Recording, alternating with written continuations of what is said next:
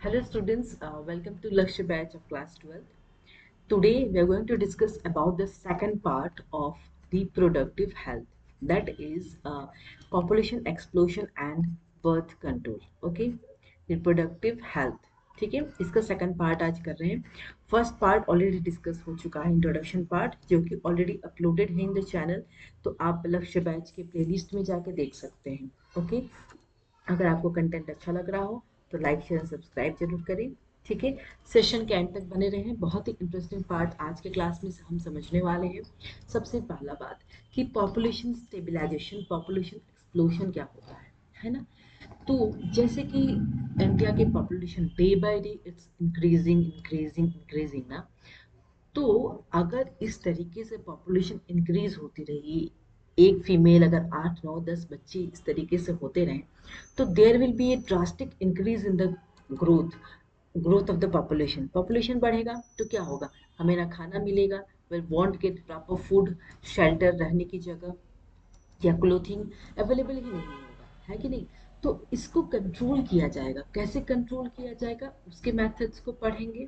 ठीक है, तो सबसे पहली बात, थोड़ा सा ये इस डाटा है जो कि बुक में दिया हुआ है आपके. तो अगर हम बात करें वर्ल्ड पॉपुलेशन की, 1990 में कितना था, 2 बिलियन. 2 से 6 हो गया. देखो कितनी चेंजेस आई 2000 में. 10 साल में 6 बिलियन तक पॉपुलेशन पहुंच गई. It was like drastic increase हो रहा है. मतलब कोई भी बर्थ कंट्रोल यूज नहीं कर रहा है. मतलब बर्थ को कैसे कंट्रोल की जाए, है ना. और जब 2011 तक की बात करें तो 1.2 बिलियन, देखो कितना ज्यादा हो गया. तो देखा जाए कि ये क्यों हो रहा है. Rapid decline in death rate, ठीक है, maternal mortality rate, infant mortality rate, increase in reproducible age are probable reason for this. ये कारण क्या है, ये पॉपुलेशन बढ़ने का कारण क्या है. या तो लोग कम मर रहे हैं, बच्चे जो है जन्म हो रहे वो भी प्रॉपर सरवाइव कर रहे हैं, मदर्स जो है मैटरनल मॉर्टेलिटी रेट वो भी मतलब डिक्लाइन नहीं हो रही है. ठीक है, तो जो रिप्रोड्यूसिबल एज है, जो रिप्रोड्यूस कर रहे हैं, जो बच्चे प्रोड्यूस कर रहे हैं, उनका इंक्रीज होना, वो वो जो लेवल है, आई मीन वो जो रिप्रोड्यूसिबल एज के जो पेरेंट्स हैं, मेल है फीमेल है, वो इंक्रीज हो रहे हैं. ये प्रोबेबल रीजन हो सकता है पॉपुलेशन का इंक्रीज होने का. तो RCH, reproductive and child health care program जो होता है, वो इसी के लिए होता है कि ये जो पॉपुलेशन इतना ज़्यादा इंक्रीज हो रहा है, तो इसको हमें कैसे कंट्रोल करना है. तो अब हम पढ़ेंगे कि कैसे बर्थ को कंट्रोल किया जा रहा है. ठीक है ना.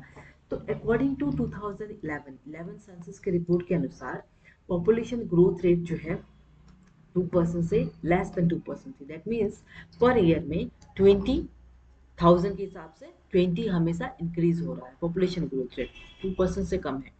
तो ये जो अलार्मिंग, ये ग्रोथ रेट जो इतना ज़्यादा बढ़ रहा है, वो ये अगर बढ़ता ही जाएगा, लोग घटेंगे नहीं, मरेंगे नहीं, तो क्या होगा ना कि ना खाना मिलेगा, ना रहने की जगह होगी, ना कपड़े मिलेंगे, और ऐसे हो रहा है चीजें. तो ये सब चीजों को देखते हुए गवर्नमेंट ने स्टेप्स लिया कि हम इस बर्थ को कंट्रोल कर सकते हैं. कि एटलीस्ट स्लोगन आपने देखा होगा हर जगह, हम दो हमारे दो. तो ये अभियान जो है सरकार ने चलाई है कि जैसे कि अगर जब हम सिटीज में जो लेडीज रह रही हैं, तो वो ज़्यादातर प्रेफर करती है one child, because it's too costly to survive in the city. तो एक बच्चा इंसान रख ले वो भी बहुत है ना. एक या दो, इससे ज़्यादा आजकल लोग सोच नहीं पा रहे हैं, बिकॉज इतनी ज़्यादा महंगाई हो गई है. तो इस तरीके से कैसे कंट्रोल किया जा रहा है ना. तो कंट्रोल के रीजन देखते हैं. टू ओवरकम दिस प्रॉब्लम, इस प्रॉब्लम से बचने के लिए, पॉपुलेशन जो इतना ग्रो हो रहा है, इस पॉपुलेशन से हम मोटिवेट कर रहे हैं स्मॉलर फैमिलीज को, छोटी फैमिली को, हम दो हमारे दो. तो हम कैसे छोटी फैमिली को कर सकते हैं, कॉन्ट्रासेप्टिव डिवाइसेस यूज करेंगे, जिसके थ्रू जो है कि बच्चा जो होने वाला है उसको रोक सकता है इंसान. ठीक है, 2 बच्चे हो गए, अब हमें नहीं चाहिए, तो कॉन्ट्रासेप्टिव डिवाइसेस के कारण ही हम रोक सकते हैं कि और बच्चे हमें नहीं चाहिए. ठीक है ना. चलिए, अगर हम बात करें मेथड्स ऑफ कंट्रोल की, तो सबसे पहला कंट्रासेप्टिव डिवाइस क्या होता है, ये प्रेगनेंसी को प्रिवेंट कर रहा है. दैट मीन्स जब एक फीमेल प्रेग्नेंट नहीं होगी तो बच्चे का कोई सवाल नहीं है, राइट. अगर आइडियल कंट्रासेप्टिव क्या होना चाहिए, कि वो कंट्रासेप्टिव चिप होना चाहिए. जैसे एक बहुत कॉमन एग्जांपल क्वांटम के बारे में बता रहे हैं, तो उसके बारे में भी पढ़ने वाले। तो चीप मतलब बहुत सस्ता होना चाहिए कि हर वो इंसान जिसके पास पैसे भी एकदम कम हो वो भी खरीद पाए और उसे यूज कर पाए, जिसके कारण जो है ये जो बच्चे हैं जो है प्रेगनेंसी को प्रिवेंट कर पाए, यूजर फ्रेंडली हो, ठीक है, रिवर्सिबल हो, साइड इफेक्ट्स बहुत कम हो, हर चीज़ की साइड इफेक्ट्स होती है तो एटलीस्ट लेस साइड इफेक्ट्स हो, इजीली अवेलेबल मतलब हर जगह अवेलेबल हो जाए, कहीं भी कोई भी मार्केट में कोई भी शॉप पे मिल जाए, फार्मेसीज में मिल जाए, इजीली अवेलेबल। ये should not interfere sexual intercourse में, कोई इंटरफेरेंस इसकी नहीं होनी चाहिए कि हाँ चलो हमें इससे कोई प्रॉब्लम हो रही है, इतनी साइड इफेक्ट्स है हम यूज नहीं कर पा रहे हैं ना। तो बिल्कुल ही यूजर फ्रेंडली होनी चाहिए, ठीक है। तो कॉन्ट्रासेप्टिव कैसे होने चाहिए, ये सारे पॉइंट्स आपको याद रखना है। ओके, क्लियर है। चलिए लेट्स गो। अब सबसे पहले बात, कंट्रासेप्टिव्स में क्या क्या होते हैं। सबसे पहले हम बात करते हैं नेचुरल मेथड, जो कि नेचुरली भी हम इस प्रेगनेंसी को प्रिवेंट कर सकते हैं। सबसे पहला पीरियोडिक एब्सिस्टेंस और रिदमिक मेथड क्या होता है। जब एक फीमेल मेंस्ट्रुअल साइकिल, जैसे कि मैंने कहा मेंस्ट्रुअल साइकिल कितने दिन का होता है, 28 डेज का होता है, राइट। तो 28 डेज और 14th डे जब साइकिल के मिडिल ऑफ द साइकिल होता है, जो कि पिछले क्लास में मैंने आई मीन ह्यूमन रिप्रोडक्शन में मैंने पढ़ा चुका है, पढ़ा दी हूँ ये पार्ट, फिर भी आपको बता रही हूँ कि 14th डे जो है पीरियड के मिडिल वाला डे जो होगा वो ओव्यूलेशन पीरियड होगा। दैट मीन्स अगर आप 14th के पहले 11th डे से लेके 17th तक जो है ये फर्टाइल पीरियड होगा। दैट मीन्स जो पीरियड ओव्यूलेशन का है, इस पीरियड में अगर कोई आई मीन वो होता है, कोई जस्ट होता है, इंसेमिनेशन होता है, ठीक है। तो इस टाइम क्या होता है, प्रेगनेंसी के बहुत ज़्यादा चांसेस होते हैं ड्यूरिंग द ओव्यूलेशन पीरियड। लेकिन अगर अगर हम ये 14th से पहले और 17th के बाद करें, ठीक है, तो ये सेफ पीरियड होगा। दैट इज 14 से पहले और ओव्यूलेशन 17th को अगर खत्म हो, 17th के बाद, तो इस पीरियड में भी अगर हम करते हैं तो प्रेगनेंसी को रोका जा सकता है। अगर फर्टाइल पीरियड को छोड़ दे, फर्टाइल पीरियड में अगर करेंगे तो 100% चांस है कि प्रेग्नेंट होगी एक फीमेल। हाँ, कुछ कुछ चांसेस ऐसे होते हैं कि कुछ हार्मोनल इम्बैलेंस कारण या ओवरी में कोई प्रॉब्लम है, at that time it can be possible, but that is very rare. But maximum chances is that कि फर्टाइल पीरियड पे एक फीमेल प्रेग्नेंट हो सकती है। तो क्या करना है, इसको जो सेफ पीरियड है ये 11th डे या 17th डे, इस पीरियड में आपको क्या करना है, इस पीरियड में इंसेमिनेशन करना है, ठीक है, इस पीरियड में सेक्स करना है। तब जाके जो है क्या होगा, आप जो है बच्चे को कंसीव नहीं कर सकेंगे, ठीक है ना। चलिए अगर हम एक क्वेश्चंस कर लेते हैं, find out the fertile period for women. अगर उस वुमेन का मेंस्ट्रुअल साइकिल कितना 35 डेज है, तो ऑप्शन दिया है चार। अगर मेंस्ट्रुअल साइकिल का ये है 35 डेज, तो पहले हम 35 डेज है तो आप ओव्यूलेशन पीरियड निकाल लीजिए। देखिए जैसे कि मैंने बताया है कितना है, 35 डेज का साइकिल है, तो -14 कर देंगे तो वो ओव्यूलेशन डे हो जाएगा, ठीक है, उस वो ओव्यूलेशन पीरियड हो जाएगा उस फीमेल के लिए। तो उससे 3 दिन पहले और उससे 3 दिन बाद, मतलब 18 से लेके 24 तक, 18th day of the cycle period complete होने के, पीरियड जब से स्टार्ट हो रहा है उसका 18वां दिन से लेके 24वां दिन तक अगर कोई फीमेल सेक्स करती है तो क्या होगा, उस टाइम जो है फर्टाइल पीरियड होगा। That means she can conceive eight that time, she can be pregnant eight that time. तो इस पीरियड के पहले 18 से पहले 24 के बाद जो होगा वो सेफ पीरियड होगा। तो आंसर क्या है, 18 to 24।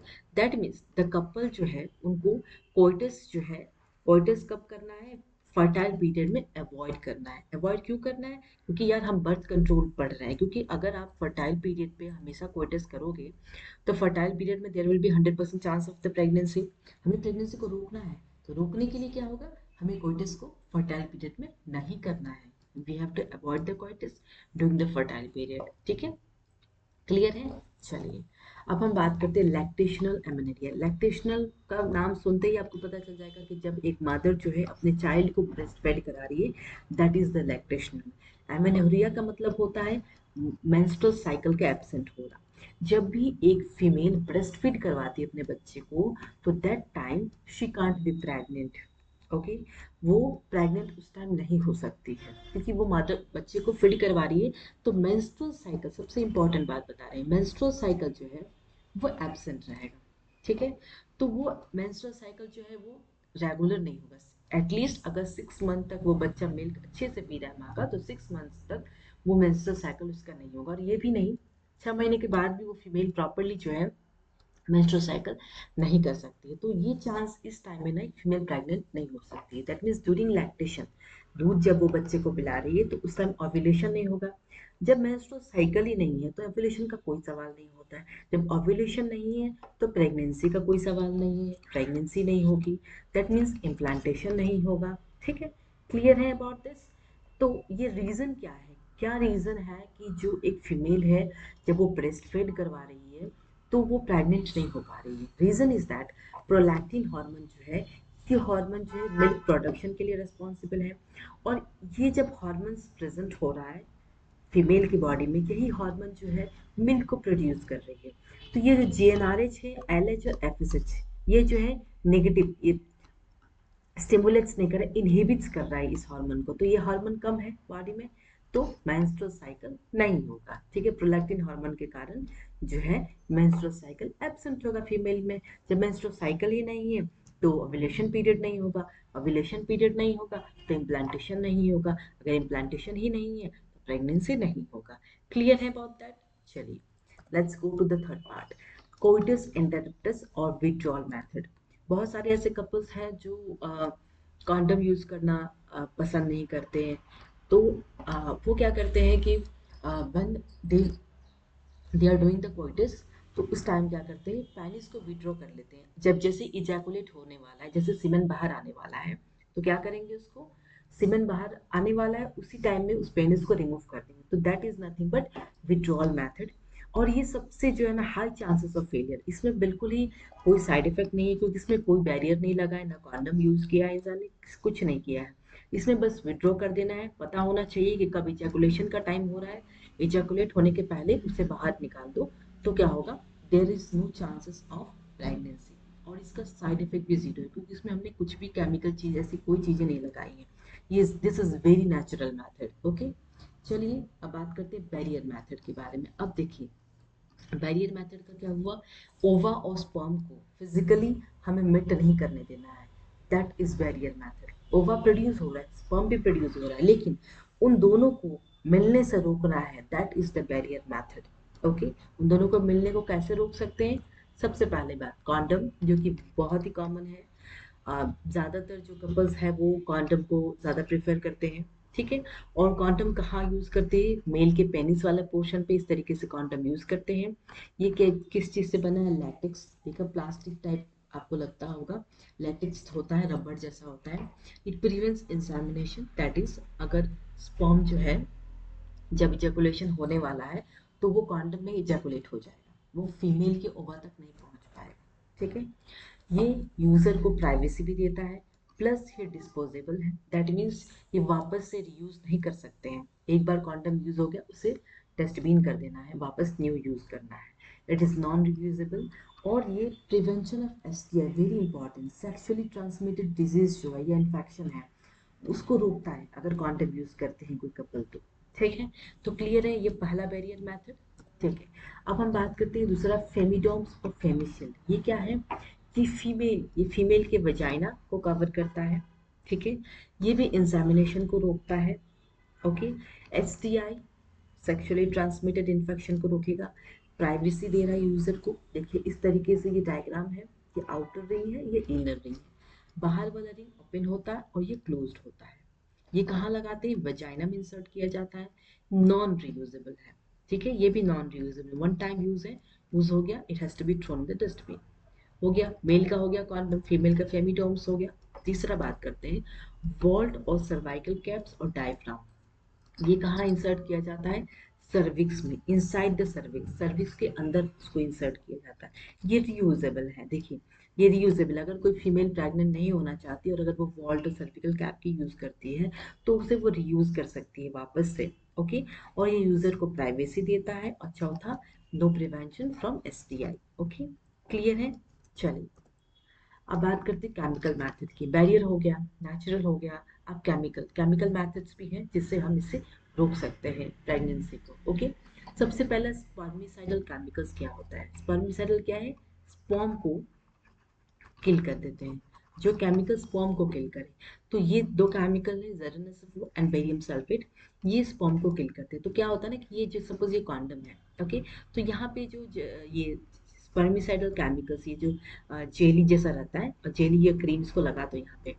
अब ये अगर पेनिस में जब इंसर्ट होगा, तो जब भी ये इजैकुलेट हो जाएगा, ठीक है, तो स्पर्म बाहर आएंगे, तो उस स्पर्म को किल कर देगा ये स्पर्मिसाइडल केमिकल, स्पर्म को किल, तो बिल्कुल ही मतलब चांस ही नहीं रहेगा कि एक फीमेल इससे प्रेग्नेंट हो पाएगी। तो इसका काम क्या होगा, ये स्पर्म को किल करेगा।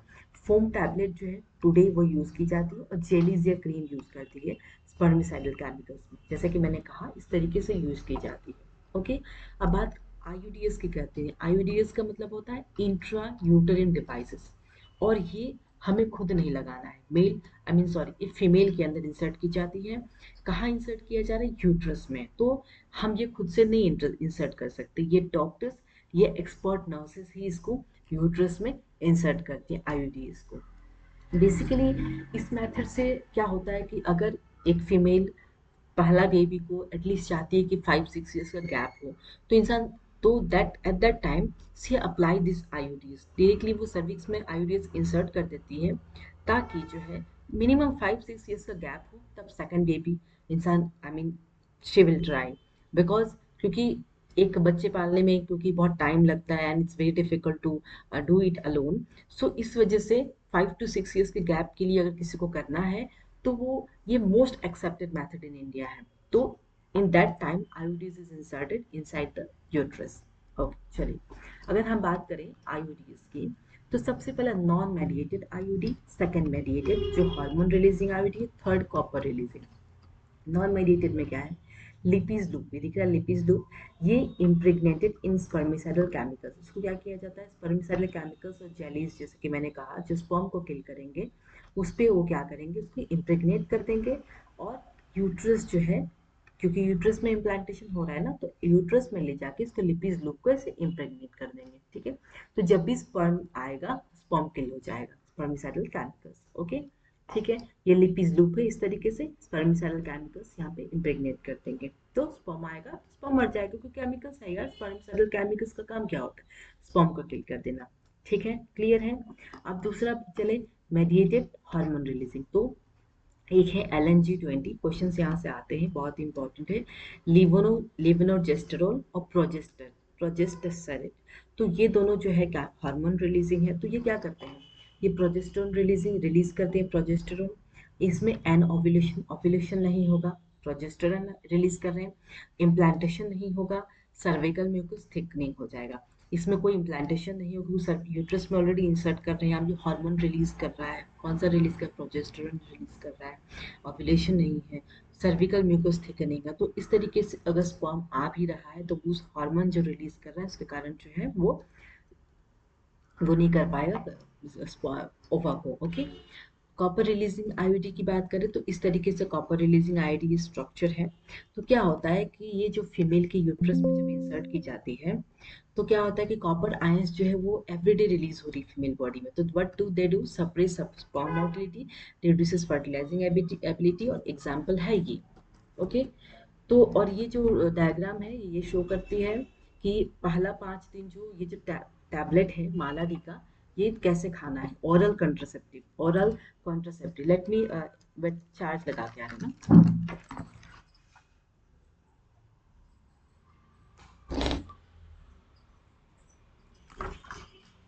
अगर हम बात इसकी करें, ओरल कॉन्ट्रासेप्टिव पिल्स, ओरल मतलब कि हम टैबलेट खा सकते हैं, इसके थ्रू भी प्रेगनेंसी को रोका जा सकता है, ठीक है।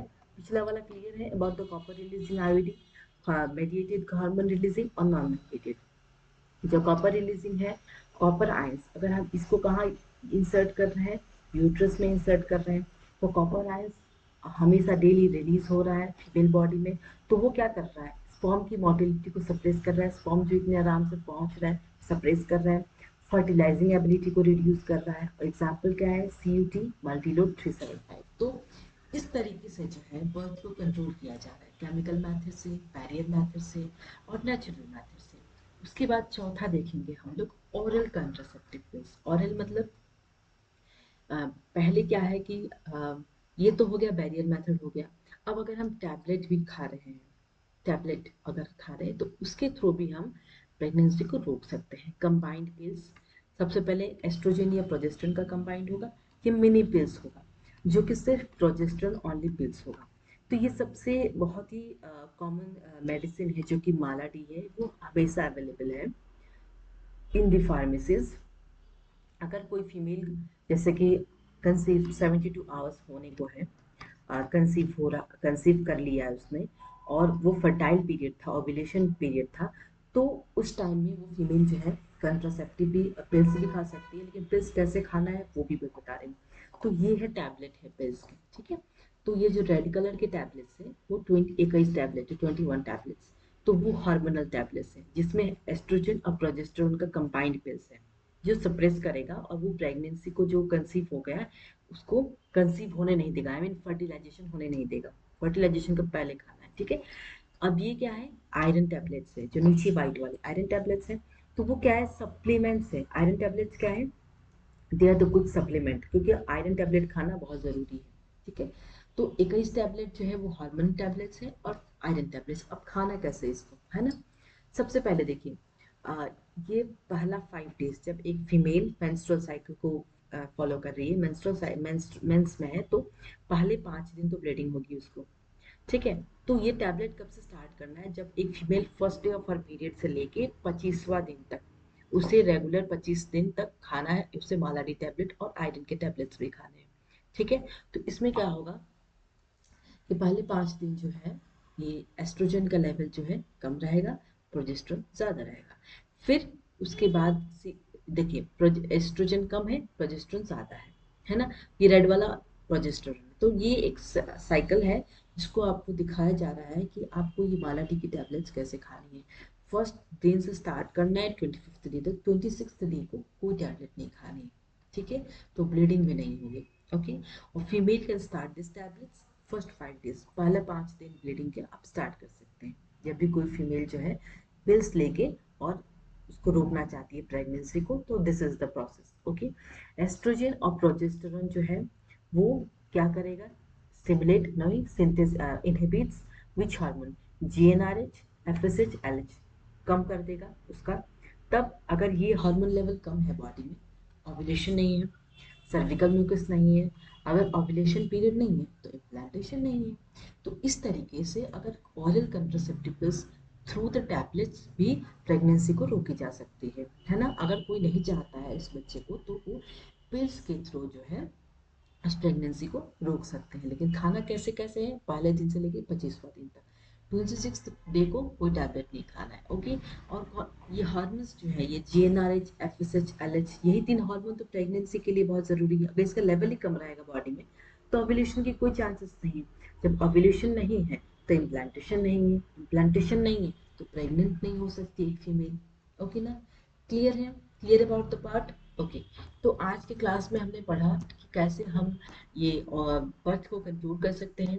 पॉपुलेशन जो इतना इंक्रीज हो रहा है तो उसको कैसे रोका जा सकता है। At least these are the trials which government ने ऑलरेडी, सब कुछ ये सब कुछ गवर्नमेंट ने ऑलरेडी हो चुका है।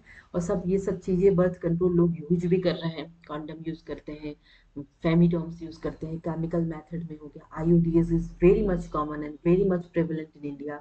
और क्वेश्चंस इससे एनसीईआरटी और नीट दोनों से क्वेश्चंस आते हैं, नीट में भी क्वेश्चन आते हैं। तो आपको याद रखना है हार्मोन रिलीजिंग आईयूडी क्या है, कॉपर रिलीजिंग आईयूडी क्या है, ओके। तो आज का क्लास कैसा लगा आप मुझे जरूर बताइएगा कमेंट करके, ओके। मिलते हैं नेक्स्ट क्लास में। तो आज के लिए बस इतना ही, thank you all of you.